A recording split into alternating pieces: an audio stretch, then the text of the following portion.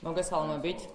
საქართველოს ფინანსთა სამინისტრო საგამოძიებო სამსახურის თანამშრომლებმა ჩატარებული ოპერატიულ სამძებრო ღონისძიებებისა და საგამოძიებო მოქმედებების შედეგად სიცოცხლისა და ჯანმრთელობისთვის საფრთხის შემცველი საქონლის რეალიზაციის ფაქტზე საქართველოს ერთი მოქალაქე დააკავეს.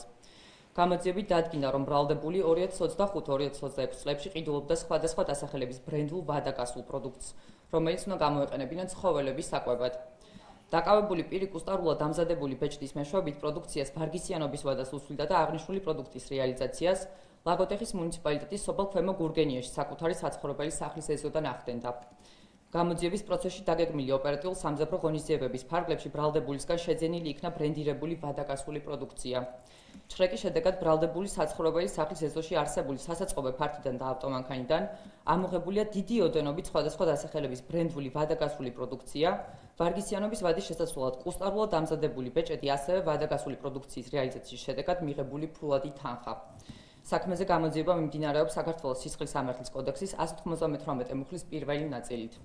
ფინანსთა სამინისტრო საგამოძიებო სამსახური აგრძელებს აქტიურ საგამოძიებო მოქმედებებს სიცოცხლისა და ჯანმრთელობისთვის საფრთხის შემცველი ვადაკასული პროდუქციის გამოვლენისა და ამოღების მიზნით. მადლობა.